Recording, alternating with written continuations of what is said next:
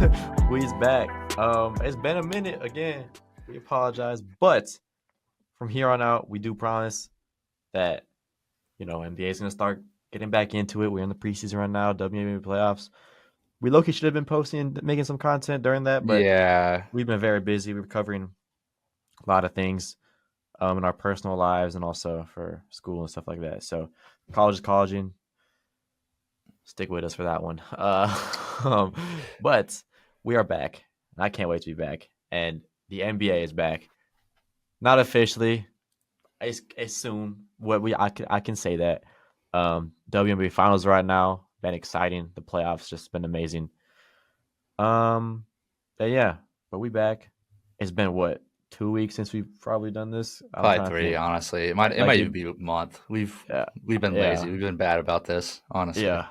Um, yeah. Anyways, we got an exciting episode for y'all. This is something that we've been cooking and brewing up for dead ass a month. So we'll Yeah. be cooking it up. Um, we've been cooking it up for a month, but it still might be pretty bad. But I literally um, just revised my list right before this. So yeah, it's gonna look really rough. yeah, it's gonna be rough, but you know what? It's cool. It's all vibes around here, anyways, since it's been a month or however long it's been, Zach, how you been doing? I know you've been relaxing. You went home for a couple days in I that little did. I'm span. about to go home again. I'm going home tomorrow. Oh man, this boy I mean, homesick. big game tonight, obviously. Couldn't really see Yeah, it there, but big game tonight. represent. Need Hey, stand up, show it off, show it off. Oh yeah. Gotta show Yeah, whose jersey it is. You know, we rocking with yeah, Satu, the yeah, unicorn. yeah. The unicorn. That's gonna be hype tonight. I mean, they've Yeah. been showing out. I mean, all playoffs. Unfortunately, I only went to game one, which is the one. Game one was the last time we recorded an episode actually for the Was it? Liberty Mercury. Yeah, it was. Oh, We went that before, night. yeah. Before that, We, yeah. we went like that night. I feel like, or like that day before, or we recorded the day before. That's the only time I've been. This is gonna be your third time going this postseason, huh? Third, yeah, because I went to game 4 of the Link series. I Yeah, mean, saw them punch their ticket to the finals. I mean, that was that's quite the trip. hard. Yeah, that's I'm hard. kind of heartbroken that I'm going home and I won't be able to make it out for game 4, but I I might be know the going I game know the four, Merc gonna bring but home game 3 and 4, I maybe. I don't So know about I game don't six know. game I six don't could be know. a possibility. Game six would be what next? Like Wednesday, next Thursday, Yeah, next week sometime. something like that. So that'll be cool. Anyways, let's talk some ball. Obviously, last time we recorded an episode was right before the playoffs. What I'm gonna do, we're gonna look back at some of our predictions and see how well we did. Obviously, if you did listen, which hopefully you did, my bracket is cooked. Again, I gotta stop picking based off my heart. My bracket's cooked. Anyways, let's get into it. First round, first playoff matchup: Lynx Valkyries, Lynx 1 and 2. Um, Game one, blowout. Game two was a lot closer. It was a 1 point game. The Valks were up in for a Yeah, large portion of the game too. I mean, yeah, that was. I don't think you could blame either of us for picking Lynx at 3 and thinking that the Valks could steal a game. But exactly. I mean, they didn't, but we still got that right with the Lynx winning. Sorry, I'm just drinking water. My throat's been dry. next Um, series, yeah. all right, which one are we going to talk about? I'll go with Liberty Uh, Mercury, seeing as we both got that one wrong. yeah. We were Both of us game picked off. We Liberty. were game off. I mean, Yeah. when it I comes mean, down I to picked. You go. You go. You go. when it comes down to a game 3 like that, you kind of never know. But I mean, I should have just trusted my heart. Went with the Mercury. Yeah. I trusted the defending champs. I trusted really just the Sabrina and impact Stewie. of Brianna Stewart coming back, and she showed out. I Oh, mean, she the absolutely series is balled out. not on her at all. But unfortunately for the Liberty, they couldn't get it done. I mean, that was Yeah, my girl Sabrina, bruh. She had a great game one when we was there. She went nuts in that fourth quarter. Like she scored what, like 12 straight at one point. yeah, Like she went no, it dummy. was ridiculous. Every time you saw her put up a 3, you thought it was going in. I mean, Yeah, just one of the best shots of basketball. yeah. And then honestly, I didn't expect them to get beat like that on their home floor in game two. I thought they were gonna have some more Yeah, fight in them. I'm that was not gonna bad. lie. That was a bad game, man. Yeah. Rough. But move on. Aces Storm, another one that honestly was a lot closer than either of us picked. We thought the Aces were gonna. I thought both of us were gonna. We picked the Aces to ride a their winning streak into the finals. Yeah, and then they go out and lose game 2, and it's over. Game 3 was hella close too. That was only a Yeah, one possession game. I was on a flight during that game. Oh my god, that was a It stressful was game because I thought my bracket was gonna be just done after that because yeah, I had the Aces going undefeated to the finals, and if they lost there, that would have been that. yeah, I mean, exactly. Shout out to the Storm. Storm got a They got a bright bright the Storm future. got a bright future. The Storm They got a do. really bright future. They do. How soon that future will come to fruition, we will know. We won't know, because of the CBA talks, but Yeah. I'd love to see Um, the Storm continue building it out. I'm not gonna lie. If there is a holdout for next season, the Storm would be very good. Have a good chance at making a run, just because they have more time for development, and then the shorter season means that they have less games to win. I think they may have run if they go out of lockout. Last series, Yeah. first round, Dream Fever. Both of us picked this wrong, didn't we? Yeah. I mean, Uh, you had a good argument with it though, because you said 3, I said 2, right? Yeah, you said 3, I said 2. yeah, yeah, I just thought the Dream were the better team, and I thought the injuries were going to kind of pile up and come back to haunt the Fever. But yeah. I got your reasoning there because I thought that playing that Indiana's home court is just so nuts. Like It is. they play so much better at home compared to the road. I mean, you look at their shooting splits. Yeah, So I think it's absolutely fair to think that they get a game, but yeah, they rode that momentum into game 3 and they won the series. So shout out to yeah. them, really. Surprising, honestly. Surprising. And then Second round round. two. We'll stick on that side. It was Aces Fever. Both of us had Aces over the Dream in 3. That was both of our picks. It ended up being Aces over the Fever in 5, which was very, I'm gonna say, very surprising.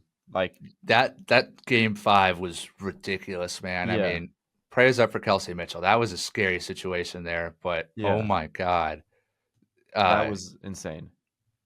that was just that game was ridiculous. I can't believe it came down to the fashion that it did.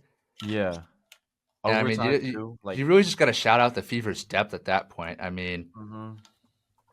Kelsey Mitchell, Leah Boston did what they had to do, but the other role players that had to step up in losing Sophie Cunningham and Kate and Cece was just unreal. And the shot making down the stretch in that game was crazy. It felt like every single shot was going in for both teams. yeah, no, I mean, it's just down the stretch too. I mean, Chelsea Gray had some ridiculous Oh shots. yeah, yeah. I mean, I don't That's think who you can she is. talk But about she's a the game baller. without like just yeah, some of those shots were nuts. I mean, Asia and was it Asia and Chelsea that combined for like the most points by a duo? I think in postseason history. Oh, Oh, both of them had a 30 bomb though. Both of them dropped 30 plus. Asia had 37 or so, 35, and Chelsea Gray had like 31. Or it might have been Jackie Young. yeah, I want to I need to say figure this out. I wanna know actually. It was either Jackie or Chelsea. I don't know who it was. This is. Give me a box score, please. Give me I box mean, score. really, I don't think you could talk about this game without talking about Odyssey Sims' performance. I Oh, mean, absolutely. she's getting paid in the off season, which Oh, absolutely. we don't know a lot about this off season, but whenever everything whenever goes she, back to normal, whenever money is not a hopefully factor, yeah, she's gonna get paid. That's a she's bag gonna right get there. paid. She will be on a team next year. Yeah. It was Aja and Jackie Young, 35 and 32 respectively. Yeah, that was Unreal. just ridiculous. The first duo to have 30 points in a playoff game ever, or But I mean, postseason game ever. Chelsea had so many Bro, ridiculous shots in OT too. That's just she had 17. Like that's no scrubs points either, bro. She went dummy. Like that's crazy. Aja had a double double too. yeah. No, I felt like on the Jackie Young. Aces end, it shouldn't have been that close of a game. But I mean, they won. I mean, That's all that matters at the end of the that's day. what basketball's about. Postseason, it gets scrappy. It does not matter how much of a better team you have. It gets leveled, no matter what. It always gets leveled. Yeah, So it's just who has the players that can rise up to the bigger moments and the bigger occasions. And the Aces obviously do. They have the MVP. The now we can say what 4-time MVP, 4. 4-time MVP. Um, and then they have stars all over: Jackie Young, Chelsea Gray, Jewel Lloyd. Who Jewel Lloyd has been not the greatest this season, but I mean, even when you need her to step up, she can step up for you. Anyways, let's get on to the other second round matchup, which is obviously the one that has been storming the headlines for the past what couple days, about a week Yeah. now. Obviously Phoenix Mercury and the Minnesota Lynx. Uh, Phoenix won game one by if No, I'm no, no, no. honest. Oh Phoenix wait, lost game Phoenix one. did they win three straight? No. Yeah, 3 straight. Did they? I thought it was the Okay, other way bro, around. remember game two was the OT thriller that Oh, you're right. Yeah, yeah, yeah, Sammy yeah, yeah, Whitcomb sent to OT. yeah, Satu went absolutely crazy that game. That's yeah. one of my favorite stats this postseason is that like when Satu has over I want to say 15 points, the Merc are undefeated. Really? Might not be holding true to the finals, but I know at least up until the finals, I Mm-hmm. want to say it was true. That's a crazy. Hey, that's crazy. I mean, both of us had we picked the Liberty and Lynx to be in that series. I picked the Liberty, obviously that didn't happen, and you picked the Lynx. So both of us were wrong, anyways. The Mercury ended up winning in 5 or 4, but the big storyline out of that game is obviously what happened with Nafisa Carr and Kathy Engelbert. Based off talking with Zach, I think both of us are pretty much on the same page, and we are fully with Fee on this one. It's just I'm gonna say interesting. I didn't really expect it to be brought up at that point, but whatever has to be done has to be done. So I stand with you on that one. I think Kathy Engelbert is Yeah, very much in the wrong, if I had to say, to make those kinds of statements and yeah. stuff like that. We'll delve back and talk about that later. But Yeah, just that series was incredible. I thought officiating was a bit fishy. I think that it was. there were like missed calls on both sides, but as is with most WNBA games, I think the officials just aren't trained as well as they should be. I don't Yeah, think the officials are that great when it comes to the WNBA. I don't necessarily think it was a foul on the play that ended with Nafisa Collier getting hurt. it wasn't. Uh, I don't think. I don't think that was a foul, but it's just it's a horrible play. Like it's like you hate to see that happen, but Yeah, I still don't think it's really a foul. But there were many missed calls earlier in the game, yeah. I so think. I think for that specific play with AT picking the ball off Fee, I think if you want to say it's a foul, I can't blame you because she did block off the path that Fee was taking. So I could see it being blocking foul, but she did swipe out and get the ball first. So I say it's not a foul. Also because of the fact that if I'm Nafisa Collier, and obviously in the moment I've played basketball, in that moment you're not really thinking these types of things maybe, but if I'm her, looking back at it in hindsight, I'm driving towards Fee or AT, and I'm doing a little behind the back wraparound because the right side lane was so open. So if you just take that little back around, you get a good chance to get fouled on your way down to the rim. But I mean, obviously she kept going and then got blocked and then tipped, and then it's just unfortunate the way that Fee's foot was when AT picked the ball. it was very weird. I mean, that was a nasty Yeah, injury. I mean, she tore it ligament really is, in her knee. That was a nasty injury. and she has a fracture in her leg. So, um, I think Cheryl Miller was or Cheryl Reeve was like absolutely in the right in that situation to yeah, kind of get on the ref like that. I think it kind of went a bit much, but with it, when you consider the foul calls that were being missed earlier in the game and earlier in yeah, the series, yeah, and you get down to it, and you think there's a foul call there, and your best player is hurt, like you should rip into the ref like that. I think you take the suspension every time. I yeah. mean, I think I forgot who was on ESPN was talking about this. I don't know if it's Neko Glumake or I don't know who it was, but they were talking about how obviously last year in the finals when they lost. I'm a Liberty fan and I'll take a championship whenever I can get one, but the end of game 5, there were a couple calls there where they called a blocking foul on Fee, shooting foul on Fee, which brought Beyond Stewart to the line, which gave him the lead, and then ultimately the win for game 5 in the championship. So what somebody said on ESPN, I forgot who it was. I'll try to get them or find the clip, but they were saying that like those calls from last season when they lost a chip or lost a championship and lost the finals to Liberty, like those calls, they played with the chip on their shoulder basically all year, and then now you get in that same situation where a call doesn't go your way or you get a foul that you don't think is a foul, and that just kind of boils over, and then that's in that sense, I think you're in the right, like you said. I think she's in the right. Shelby's in the right because you just obviously I think those things just boiled up, and then now you're out of it for 2 years, and then next year you don't even know what's going to happen. You don't even know if there's going to be really a season. You Yeah. don't know the timetable for your star player to come back. Um, so she's definitely in the right there. And then obviously you see your season kind of crumbling apart. You're the one seed, the best team in basketball, one of the best teams we've ever seen in league history. And then you're up against the wall, 2-1 on the road. Um, like you just see it, and then obviously they didn't come out. Obviously your star player's out, your coach is suspended, and they lost the next game. But just unfortunate situation. But we'll definitely get into the Kathy Engelbert, Nafisa Collier situation probably at a later date in the episode, just not for this one. I feel like a lot of things that are said you can find on your own and make your own judgment for Yeah. it. But I feel like I want to wait for more details and things to come out because they were supposed to have a meeting, but that got canceled. And Collier has been saying some stuff. Kathy had a statement. Adam Silver had a statement, like you said earlier. So we'll hold off on that one, but we'll get to that. I know that's probably been the biggest basketball news in the past, I'd say, week and a half, 2 weeks. But Yeah. I mean, it's just some crazy stuff.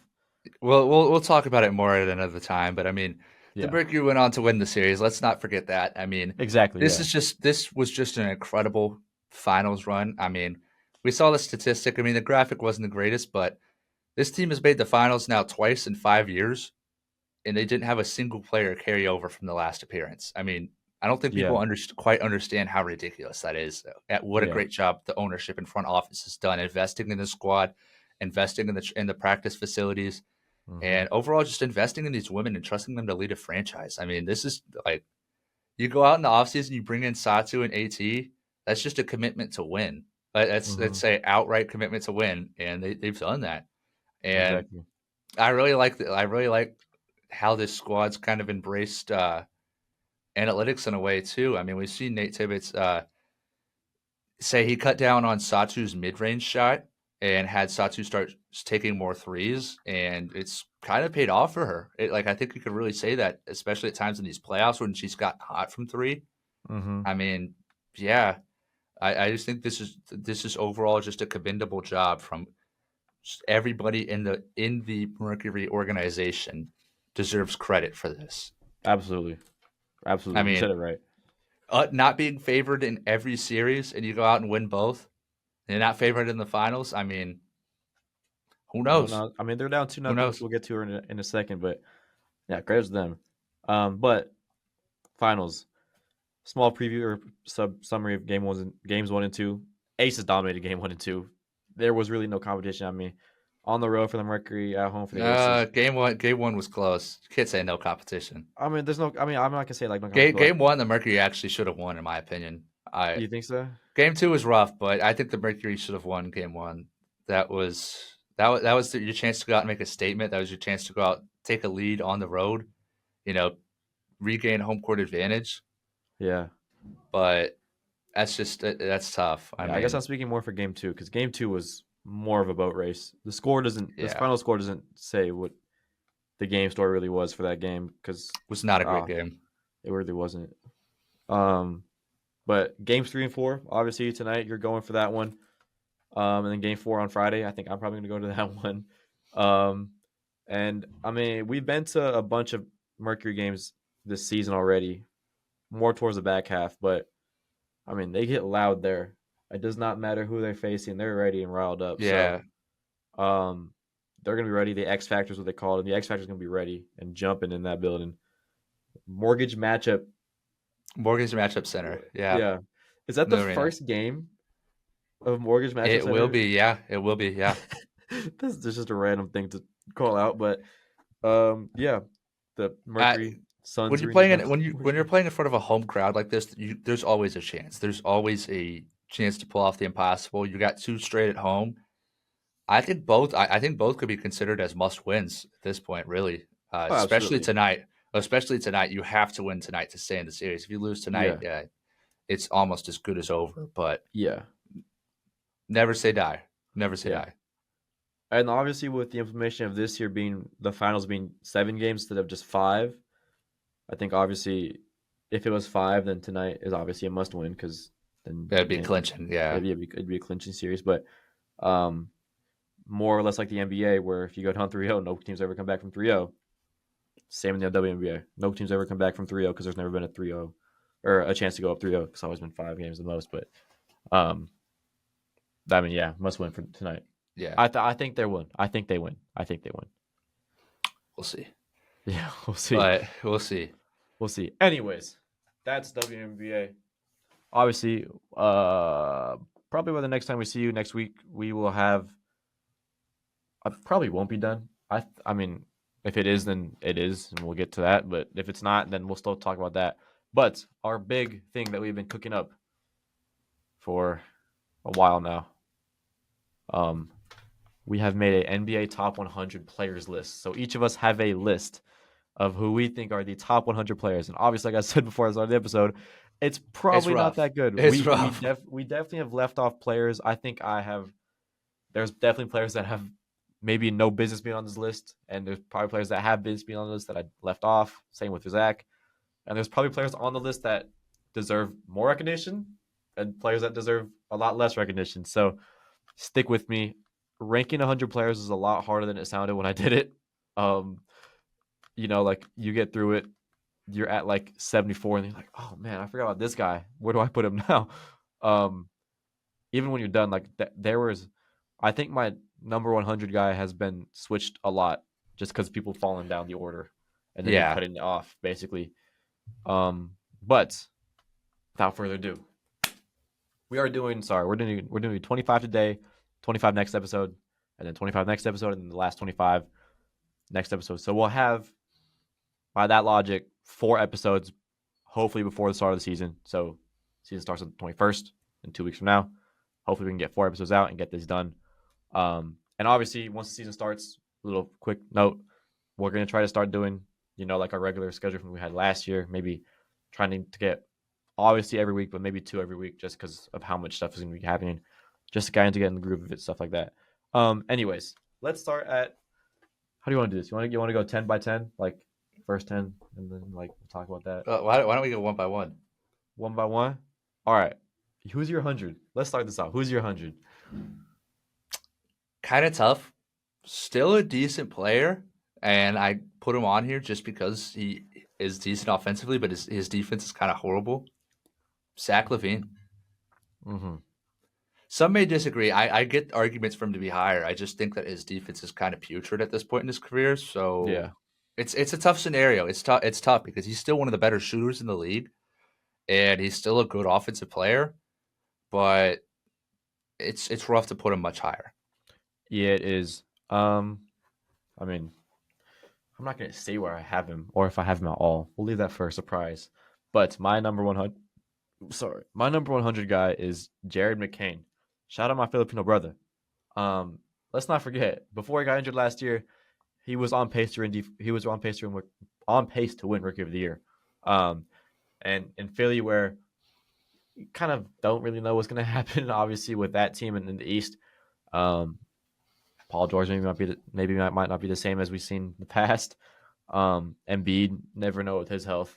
Kind of only thing you really have is Tyrese Maxey and what he goes off of, and he's a baller, obviously. But I think McCain is ready for not a bounce back, a comeback year, and a year where he kind of solidifies himself as a very good guard with talent in this league. And I you know where I put him? I love him in those new Philadelphia Hardwood Classic jerseys. Oh my goodness, Yeah, he's gonna those look look good. nice. I mean, But he did get injured too. it sucks that he got hurt, man. Oh my Yeah. god, that's So devastating. You worked all off season trying to come back from an injury, nonetheless in your rookie year when you were balling. I mean, yeah, that he's a that hooper. just sucks. I have faith for him. Hopefully, he can come back and live up to my expectation of him being the number 100 player in the league. Anyways, 99. Again, a guy who a lot of people will have higher. I'm just a bit lower on him, especially specifically in the playoffs. Naz Reid. That's fine. It's hard because I feel like Naz Reid at times is an idea player. I feel like he's kind of inconsistent from a playoff value perspective, honestly, and it's just hard at times with this defense to kind of find a role because he's not really a true big per se. So it's kind of hard for him to have a role in a playoff rotation. Yeah. Obviously, we've seen it work. He plays next to Rudy in the playoffs, but I think he's valuable, but it's value to an extent, if you know what I mean. It's more of value on like He's a good possession by player, but possession type of value. to what extent? Yeah. It's value based on how he's playing on a given day. Yeah. I know what you mean with that. Yeah. But That makes sense. could even say value by matchup in the playoffs. I mean, some teams aren't gonna be good matchups for him. I mean, just Some like teams are gonna last take year, advantage of his defense. Others a aren't. team, a matchup where you're playing the Lakers in a series, obviously that's a very valuable matchup for him where he can do a lot of damage. But then you go into that second round matchup against the Warriors where they have a guy like Draymond Green matched up on him, or a guy like, I don't know, Jonathan Kuminga who matches up in size with him. He's not very effective, like we Well, saw. even that like if I'm remembering correctly, even that Thunder series was kind of rough for him. I mean, Yeah, he I just wasn't.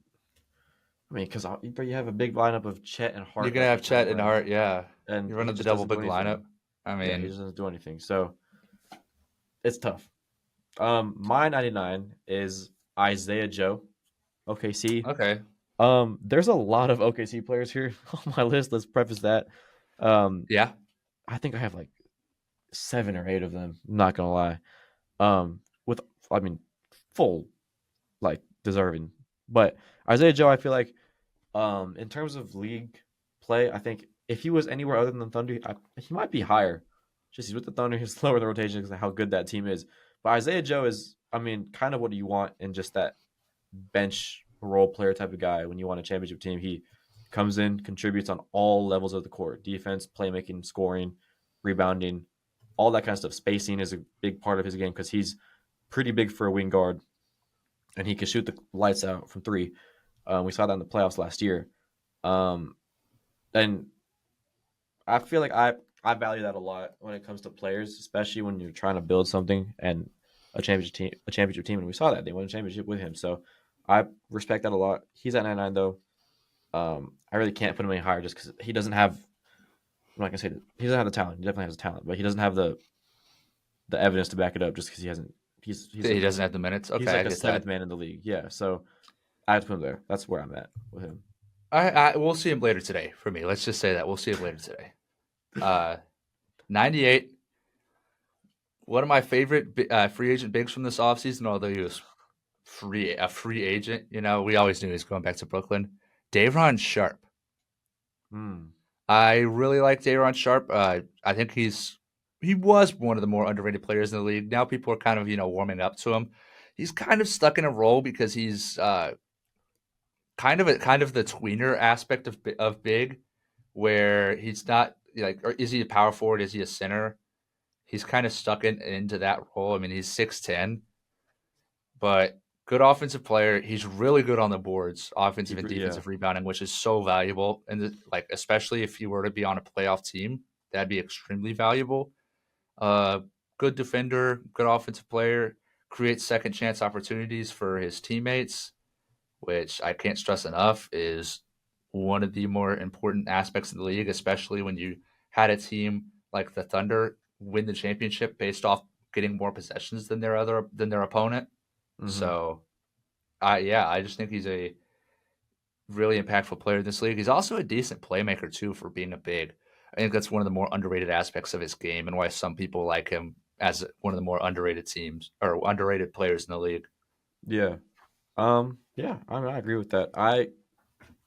Again, this is gonna be a trend where I'm gonna forget players. I feel like Zach's gonna forget players that I have maybe sometimes, but I kind of forgot about him. But I'd put him, somewhere out there. If I did have him, he'd probably still miss the list.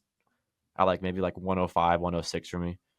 But I mean, it's probably in the top 100. Anyways, my 98 is your boy Devin Vassell.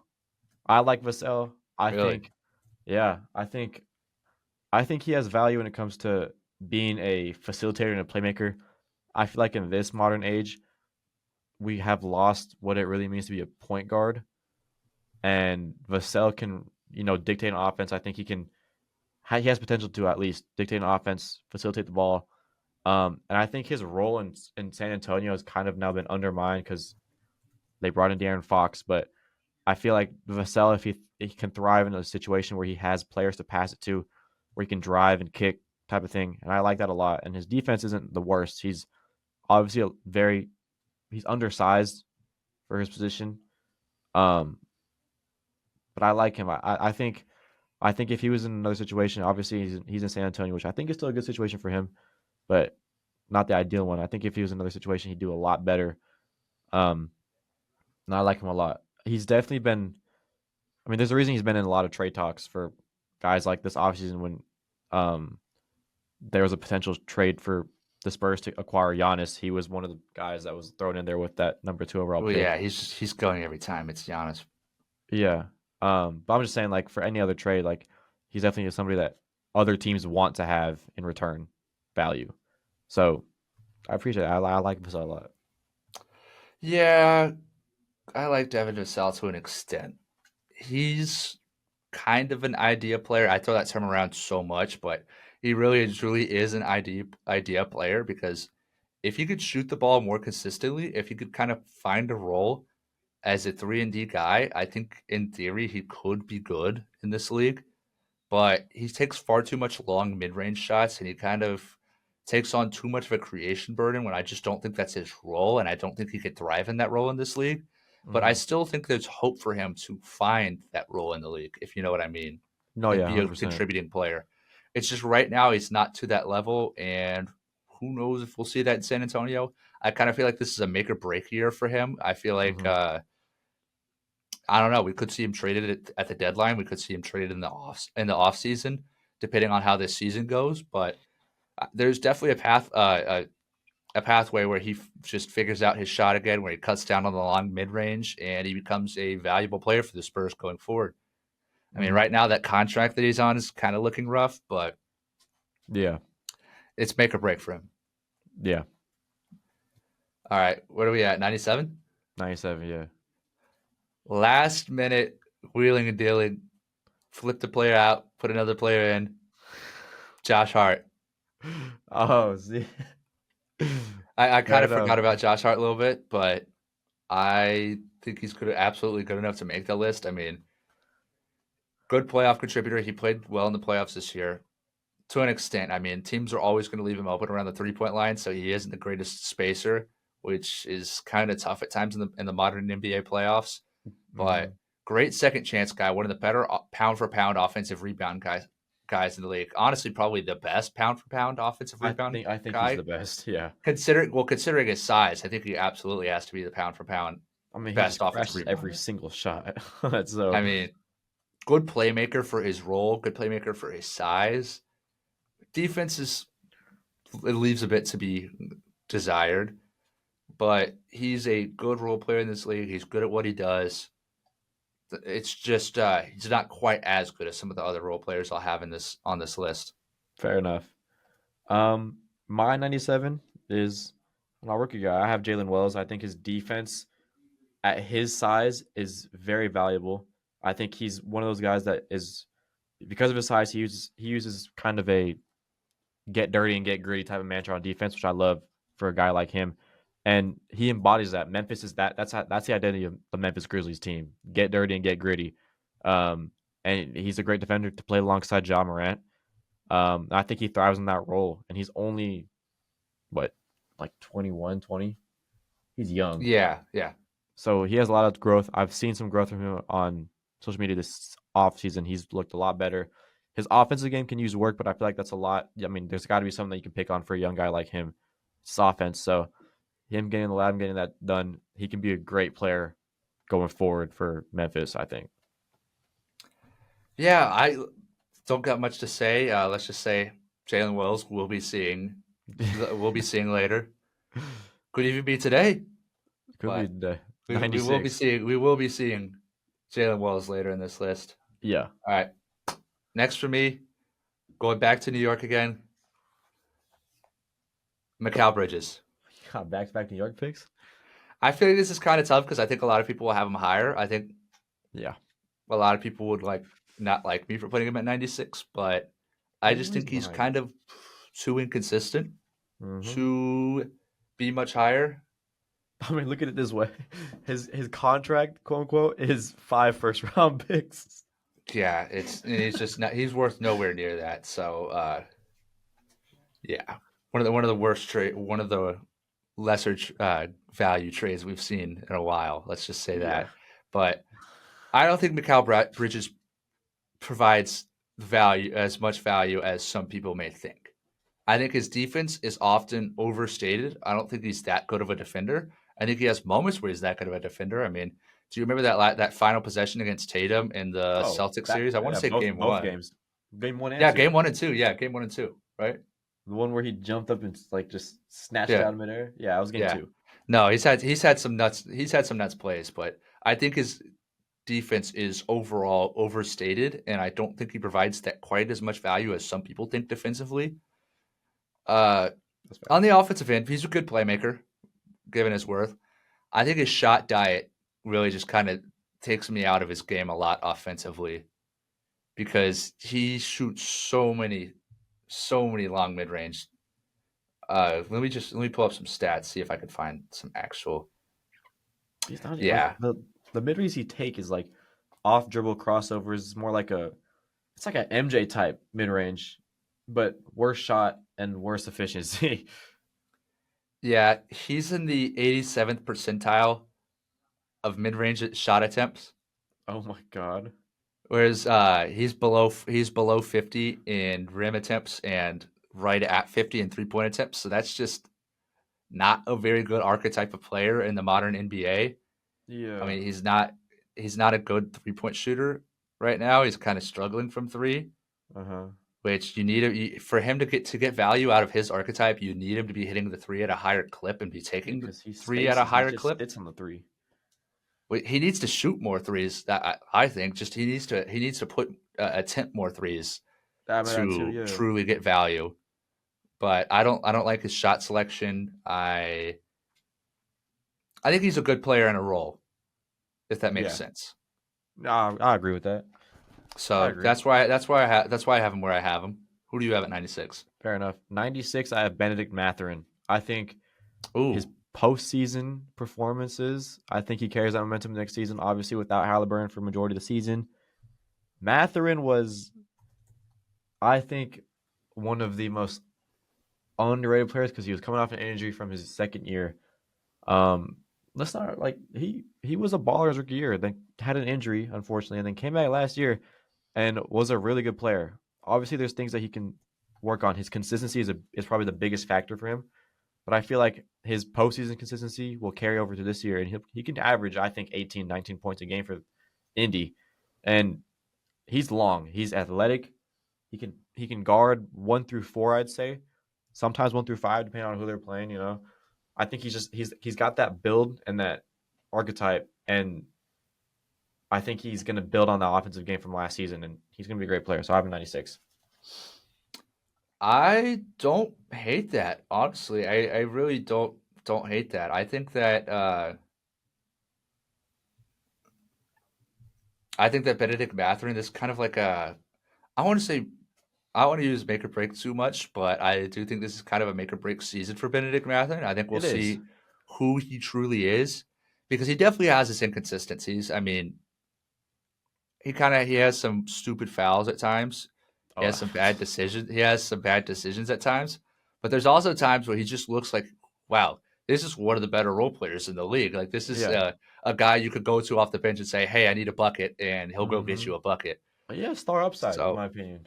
Yeah, star I don't know upside, in my about opinion. Star. I think that's a bit far, but If he works on his consistency, he can be consistent on his offensive game. Mixed with that defense, I think he has upside for it at least. uh, I I disagree with think that. so. But I think I so. think I think this year will tell a lot about him. I think if he doesn't perform up to expectations this year, he could become an expendable asset for the Pacers. Getting Yeah, Tyrese back going into the next season. But right now, I think this is kind of a big season for him. Really, it is. I Without certainly Tyrese, think. he'll get a lot of shot. He'll get a lot of opportunities on ball. He'll get a lot of shot Absolutely. attempts, and we'll see like how good of a player he really is. Absolutely. Um, 95, right? yeah. 95. Yep. think we should start speeding this up. I'm not gonna lie. Yeah, but I like to talk, so I'm gonna keep talking. Fair enough. Might be a bit controversial. 95, Brandon Ingram. Yeah, yeah. I think you forgot about him a It's little bit. I'm not gonna lie. I might be a bit low on it, but it's kind of hard for me to put him much higher when he has the health inconsistencies that he does. Yeah, I was just talking that's about how much I hate players who attempt a high portion of their shots from the mid range. that's all he does, bro. He's in the 99th percentile. Yeah, that's all he does, bro. Yeah, like I was just talking about Mikhail and how much Mikhail needed to cut that out of his shot diet. Yeah, but I do think it's more valid when Ingram takes mid range because he Yeah, shoots more threes. He's but in the 74th percentile. the difference is like Ingram hits his mid range shots, and he Yeah, creates it too. well, Like he's a much better shooter than Mikhail is absolutely. I from mean, three. Yeah, I think he's better shooting at the rim. I want to say. but I think he's just better scorer than Mikhail. I mean, he's much better spot up than Mikhail. He's a much better 3-point shooter than Mikhail. I mean, Like, this boy a couple years ago was getting comparisons to KD. So I mean, I let's don't not think that. forget who I always Brandon thought that Ingram was far was. fetched. I thought too, but I mean, like, Bi is a liability defensively. He oh obviously yeah, has the tools. He could be something defensively, but as of now, he's just not there yet. And yeah, we'll see. We'll see after this year. New team, hasn't played for the Raptors yet. Just inked a new deal. We'll see how he performs. yeah. Uh, yeah, not much more to say about Bi. My 95 is Donovan Clingan. Okay. I think he had a very good end to last season. I think he takes that into this season. I think in Portland, where there's not a lot of expectations, obviously, there hasn't really been a lot of expectations in the past couple seasons. But I think Clingan can really be one of those players that becomes a premier rim protector in this league. Not necessarily blocking shots, but just his presence down low is insane. He's what, 7'3", 7'4", I think. Yeah, He's his tall. wingspan's nuts. I think he has the longest Yeah, wingspan in the league. If I'm yeah.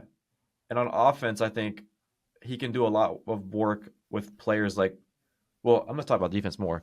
They have Drew Holiday. So pairing him with Holiday is an insane duo to have on defense, I think.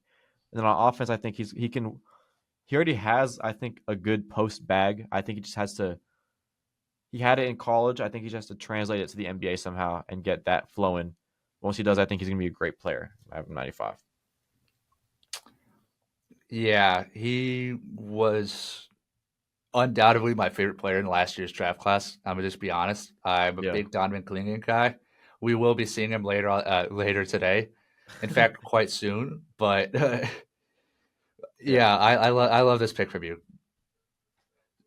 Keeping with the You have topic more? of rookie bigs, Rookie. Oh, you have 94. My fault. Zach Edey. Oh, there you go. I know All you right. don't got Zach Edey on your list, Yeah, no.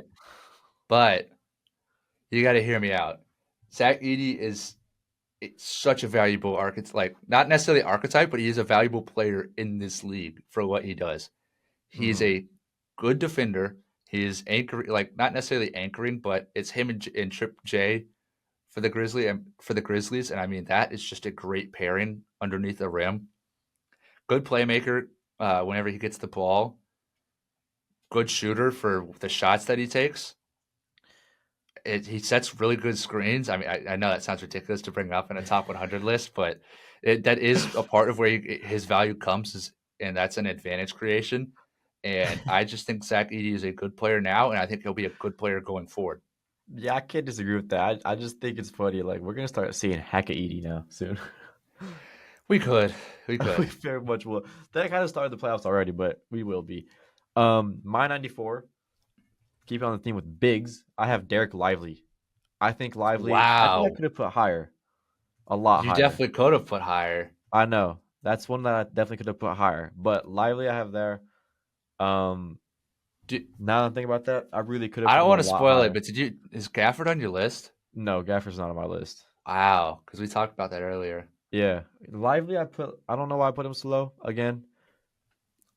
Probably just lost him somewhere.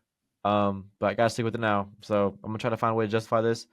But I have Lively at 94. I think he definitely deserves. I'll talk about why he deserves to be on at least a top 100 list or higher. I think he's one of the best rim runners in the league, if not the best rim runner. Um, Pairing him with Anthony Davis makes Dallas has the now I think best defensive front court in the league. Lively and AD underneath the basket, and he just makes his players around him better. I think Davis obviously was playing the four, and then Lively now a true five. He's not a guy that in the modern NBA sits on the 3 point line or anything like that. He sits there under the basket and drags the defender down. And I mean, I think that's very valuable. I definitely lost him somewhere in the sauce there. I'm not gonna lie, that's my fault. But Yeah. but he's there. I can't justify this. I'm looking at who I like the couple that I have above him. It's gonna be rough trying to talk into turn this one. Yeah. I'm not gonna lie. As you can probably tell from my reaction, Derek Lively will be on my Yeah, list. yeah, In fact, yeah. That's my uh, 94. he's I have him so high on my list. We will not be speaking of him today. Yeah, I cooked this one a little bit. I'm not gonna lie. Again, there's But example one. There's exhibit A of why yeah, this is very hard to do. keeping with the theme, keeping with our list, 93 for me, Donovan Clingan. Oh, I there you already go. talked about it. We already talked about him. Don't want to go too in Yeah, depth. He needs some work offensively. That's no doubt. But he's a good player whenever he gets the ball. He just needs to learn, or he's a good playmaker whenever he gets the ball. He just needs to learn to be more efficient. And already one of the best rim protectors in the league. I mean, I could have told you hmm that day one out of the draft that he was going to be one of the best rim protectors in the league. I absolutely. mean, I personally wanted him with one of our 2 picks last year. I'm kind of heartbroken that the Blazers took him at. I think they took Five. him at pick 7 Oh, 7. You're right. Seven, or seven, before seven. 8, or was it 5 or It 6? was it was 7. It was 7. 100%. Yeah, It was 7. right before this first pick. Yeah, because I was heartbroken. I mean, I would have taken him 4. Really? I would have taken him over Castle. Yeah, Wait, who'd you guys pick at 8? Castle and who? Rob Dillingham. Oh, I'll trade him. Right. Yeah, My fault. but I would have taken him at 4. Just such an elite rim protector. It cannot be talked about enough. I'm very intrigued to see the fit with Hansen Yang coming in. I I'm very know. intrigued. I think that could be a very like one of my favorite like front courts going forward. I'm very excited to watch that this season. That's Not such a excited for some dynamic of the other front court players on their too. team, but uh, It's so dynamic. I Crazy. love Donovan Clingan. Yeah. Who's your My 93? 93. Let's ignore that I put Lively that low because now every person that I have now in front of him is generationally worse than him. So let's forget I put Lively at 94 and we'll move on. Um Maybe I'll put a revision to it later. My 93 is Kobe White. I People now are starting to not highlight Kobe White, but I still like him a lot. I think for what Chicago has going forward and what a lot of teams can obviously use with White, I think he's a great point guard, like a true point guard in this league. And I am a sucker for true point guards in this league. I've like love that his playmaking, facilitation, and his like like the way he just like manages a game. I feel like I love a lot. I think he can speed up the tempo when he wants. Like he can slow the tempo when he wants, and he just dictates everything on the court when he's there on the offensive side of the ball in terms of pace and what happens and stuff like that. So I love White. I think his scoring numbers obviously took a hit from 2 seasons going to last year, but I think this year, Chicago kind of has this little mantra back. I think they're getting going a little bit. We saw it towards the end of last season. I think they have a lot of good things going forward for them, and I think Kobe White's one of the big reasons why. I'm 93. I'm gonna disagree with you on a lot on this, man, because That's fair. I don't think Kobe White's valuable in this league. Like I really don't. I think he is. I mean, that's just It's me. hard. I don't know. I don't think he could really contribute to winning I feel that like this is much. a lot of these guys towards the bottom of the list. I feel like for a lot of our guys on the bottom part of this list that we're doing right now, I think is more this season is like their make or break year. They're either a young rookie that has potential that for this season, or they're a guy that this season has to do well. And if they don't, then they ask out of Okay, but luck. again, I don't think Chicago should have held on to Kobe White. I I don't. don't, I don't, I don't hate it. I like White a lot. I don't Obviously, I think don't think he's one of the best point guards in the league because I have him at 93, but I still think he's valuable in my opinion, in my eyes. I just don't think that they should have held on to him. Really, like you want to be as bad as possible if you're Chicago. Kobe White's like not a great player by any means, but he's too good to get you bad. Yeah, and he's an upcoming free agent this next offseason. I think Chicago would kind of be dumb right now to extend him, but yeah, that's what I'm saying. Yeah, we'll but see like how it goes. I just don't value his archetype player that much. that's fair. I love those types of types of players, anyways. So, Yeah, um, that's 92, me. That's you. 92, Who you have? 92. I know it's somebody you're not going to have on your list. We already talked about it, but Sam Hauser. Oh yeah, this is your like this is your Jackie, bro. Okay, but that's crazy. But I love Sam Hauser. Sam Hauser is just elite spacer. You can't really call him 3 and D because he's not a very good defensive No, player no, by any not at means, all. but he can shoot the lights out whenever he gets going. He is one of the best 3-point shooters in the league. Off the dribble, off ball, on ball, just he's a great shooter. And I think he spaces the floor and is overall just so impactful for the Celtics. Great playmaker too. Whenever he gets the on-ball repetitions. Sorry, I don't know. I just saw my phone popped up real quick. We'll take a pause for a second. There's a Lakers fan that's suing LeBron for the second decision. Wow. That's funny as hell. Sorry. 92 for me is Tamani Kamara. I think he's already one of the best defenders in the league, the wing defenders in this league. And pairing him with a guy and a veteran like Drew Holiday, he's going to learn a lot this season. And I think his offensive game can get going this year where there's not really a true scorer on that team. I think Kamara can be one of those really good two-way players going forward. 92, I feel like it could be a little low for him right now, but I think by the end of the season, we'll probably have him at, I think I might have him closer to 60s and 50s in that range. I really like his development progress and the trend he's going on right now. I love him a lot. Defense, offense, kind of everything. I said two-way player, so and he's gonna learn a lot. Like I said, he's gonna learn a lot from Holiday this year. So I have him at 92. Yeah, I get that. We'll see Tumani Kamara later on my list, but right now, 91, Norman Powell. I know See, you. I I know moved him. you have him higher. I know you have him higher I already. do, but when you told me about your stuff, like what you're gonna talk about right now, I moved him down a little bit too. My reasoning's just his role is hard to be valuable, and I know I've said that so many times, and I will continue preaching it. But his role is very hard to be valuable in this league. He is not a great playmaker. He's not a great defender. Most of Norman Powell, or almost all of Norman Powell's value, comes from the fact that he is a great shooter and he is a great scorer overall offensively. Now, I think that leads to an impactful player, and that's clear. That's why he's on this list. But it's to the extent how impactful can he truly be on a Yeah, playoff roster with the defensive and playmaking limitations that he has. He can't like. There's not much he can do, if you know yeah, what I but mean. I think he's good enough for what his role is in LA, feeding off of Harden and Kawhi. I mean, he's not there anymore, though. You gotta think Oh fuck, he's with Tyler Hero, who will be on this list, but both two similar archetypes, in my opinion. Like they're you're right. of the same Yeah, yeah, they're you're of the right. same cloth. Let's just say that they're of the same cloth. Yeah, And I'm very intrigued to see how that works out in Miami. Who's shooting the ball? How they're going to play off one another? Really, I mean, Norman Powell's searching for a contract. That's why the Clippers traded him. They didn't want to pay that contract.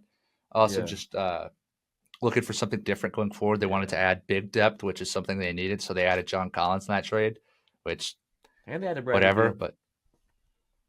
But yeah, Spoiler: Bradley Beal is in Zach's top 50, by the way. So we'll he's get to that not. at a He's later just date. not, bro. All Okay. right, who's your Anyway, 91? Come on. my 91 is TJ McConnell. Now Ooh, he's not the best player, but I gotta respect the culture, man. Like, if I was building a team, bro, TJ McConnell is one of those guys that I need in my locker room. Like, the vibes are up when he's there. He comes. We just saw it like the past 2 or 3 years. He will turn a game on its head in an instant.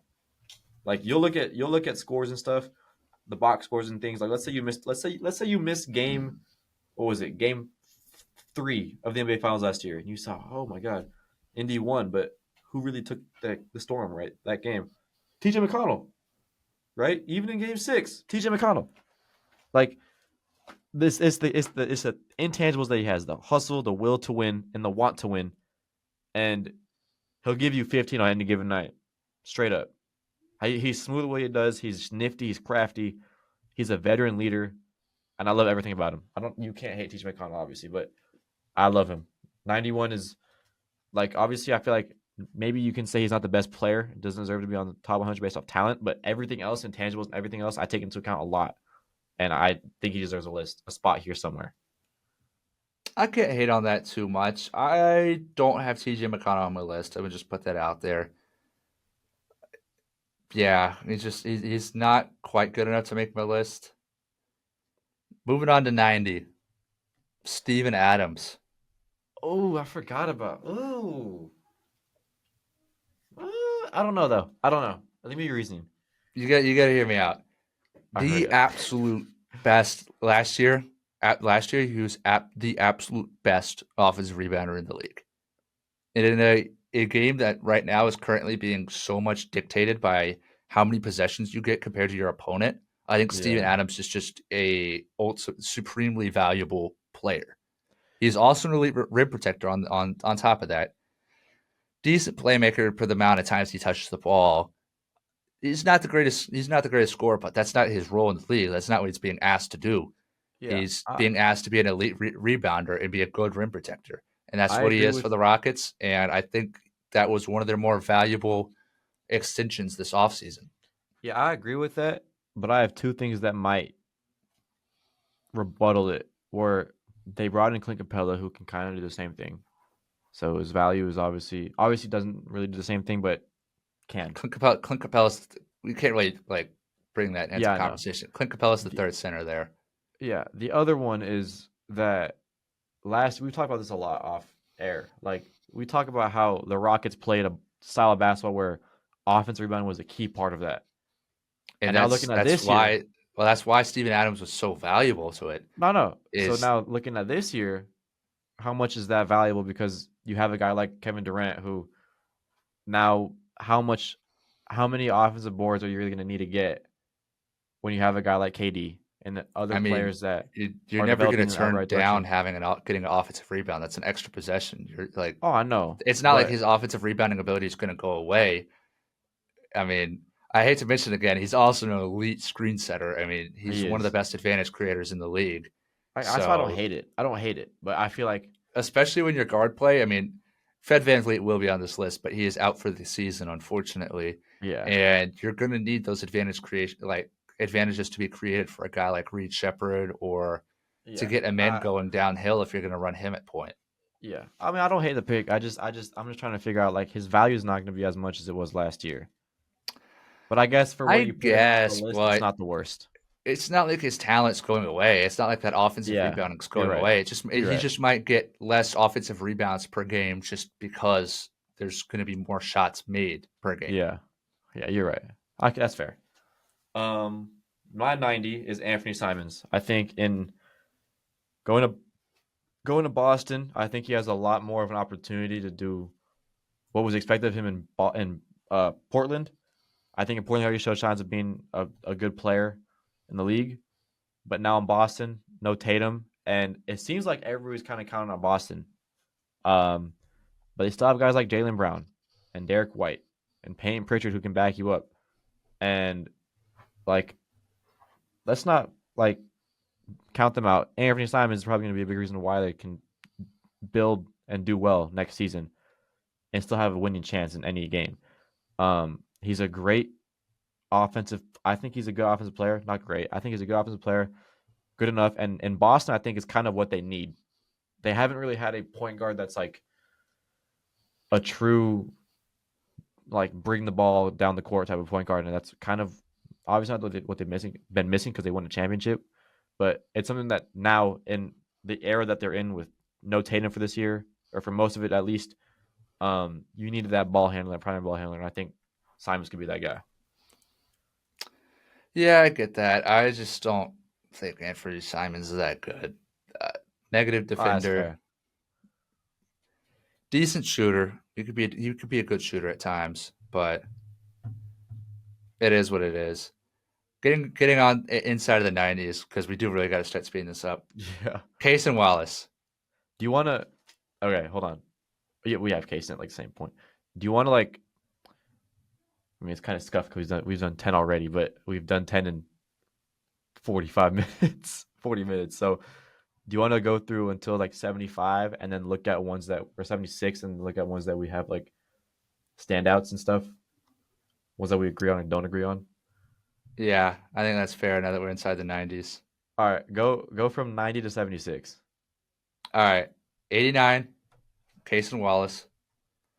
88, Trey Murphy. Okay. 87, Lou Dort.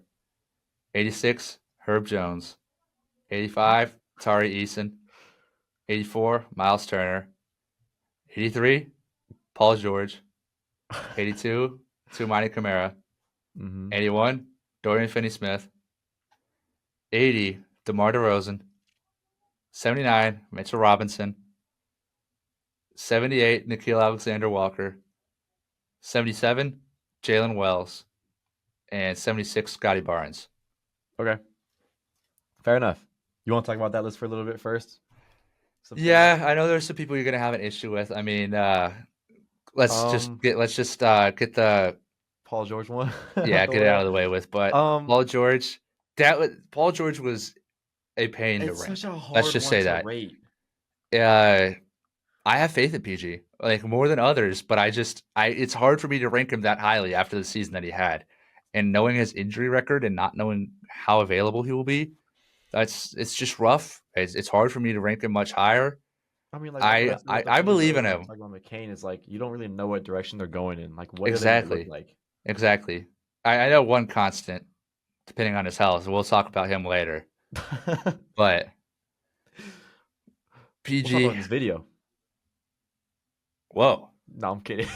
oh, bro, that might be one of the worst rankings ever, bro. Oh my god. I'm sorry. I'm sorry. We're assuming health in these for the most part, but Oh shit! wow. Sorry that caught me off guard. I thought you were being serious for a second, but Oh man! I don't know. PG's Clip tough. that. Clip He could he that. could Clip it. he could definitely be over some of the guys I had ahead of him, like Dodo, Tumani Kamara. Honestly, it could be up to 76 if we're being honest.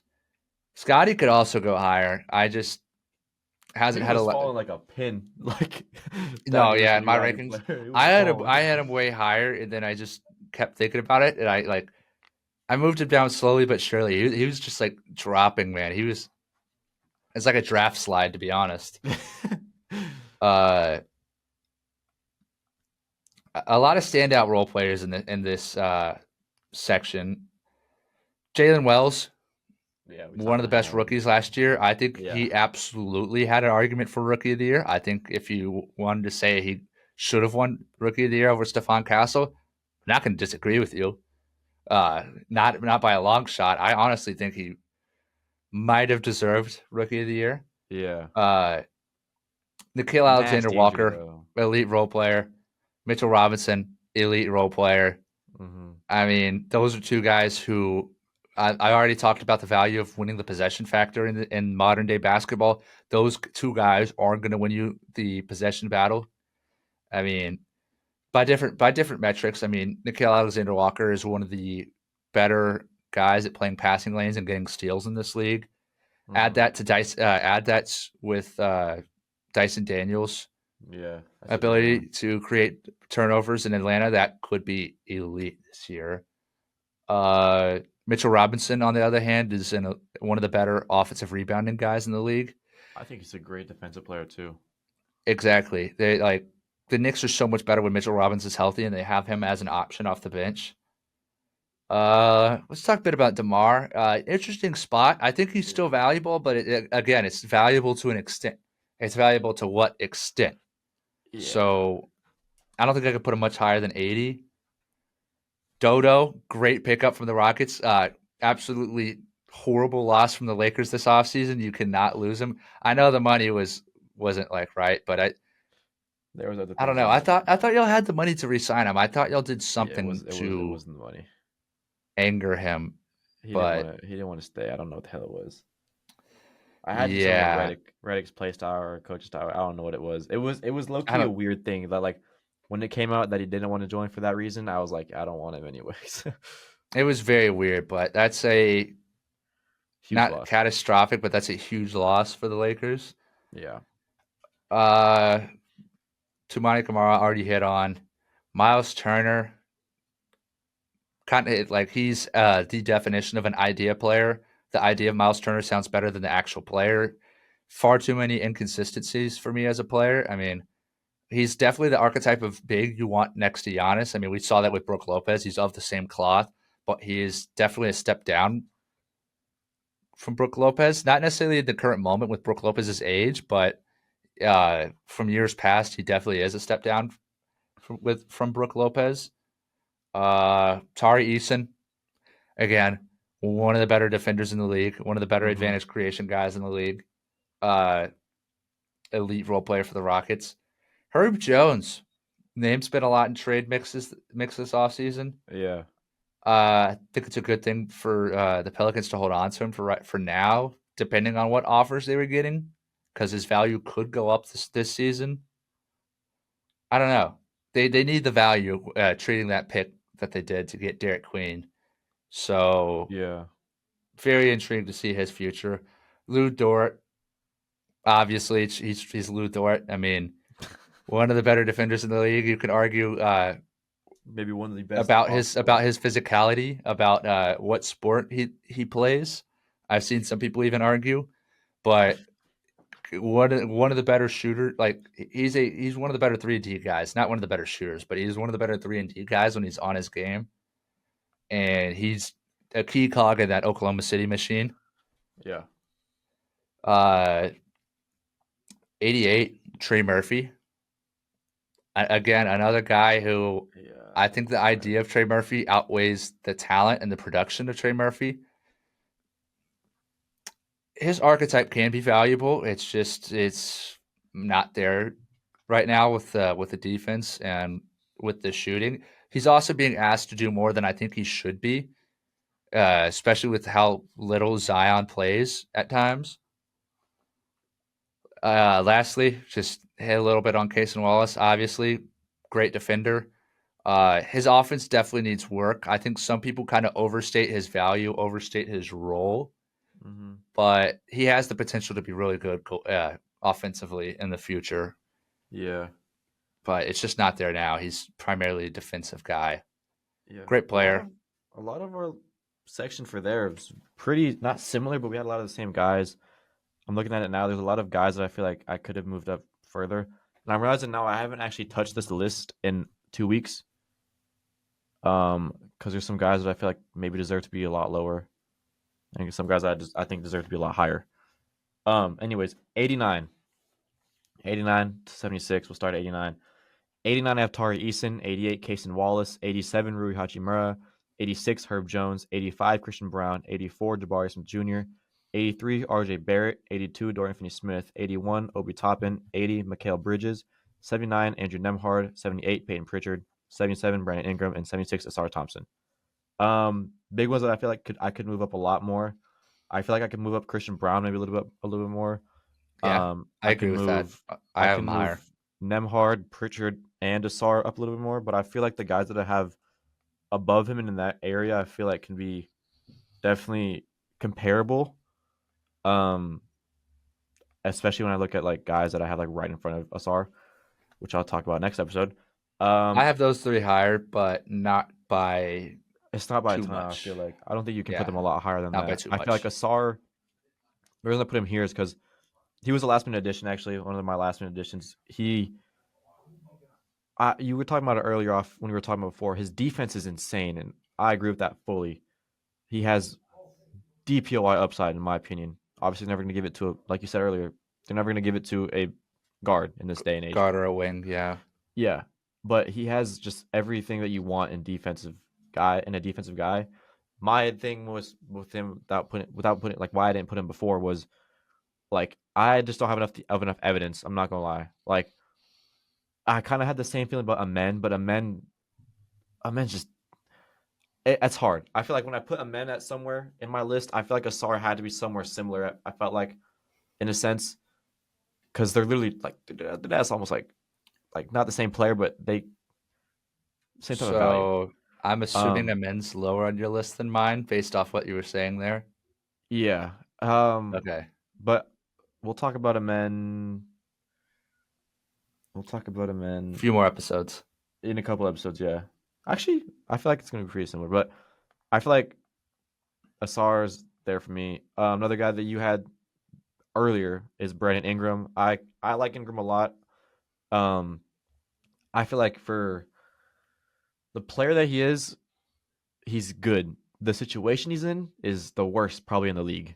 Um, Going to Toronto and signing a 3-year deal doesn't really do a lot for him, his career, and for the team he plays for. So that's a little thing of an interesting thing to look at. 78, I had Pritchard. I think it could be a lot higher too, but just the role that he has, it's not big enough for me to put it any higher. I feel like obviously he's a great talent and great player in this league, but what was the nickname you had for him? Fast PP. That's hard. Yeah. Shout out Fast PP. Yeah. 79, 79. I had Andrew Nemhard. I feel like I had to ground myself a little bit. I wanted to put him up higher, which I feel like a lot of people do, but I feel like we talked about this before where he's kind of a little overrated now. I feel like he's going to be good for this season, upcoming season. Very good. And then looking forward past that, he's probably going to drop down a little bit just because of Halliburton being injured. 80, I have McHale. Your reasoning had me bump him down a lot. I had him a lot higher than that, but your reasoning had me drop him a little bit longer or further. 81, Obi Toppin. I love what Obi Toppin did last year in the playoffs, and I think he can be a really good two-way player for Indiana.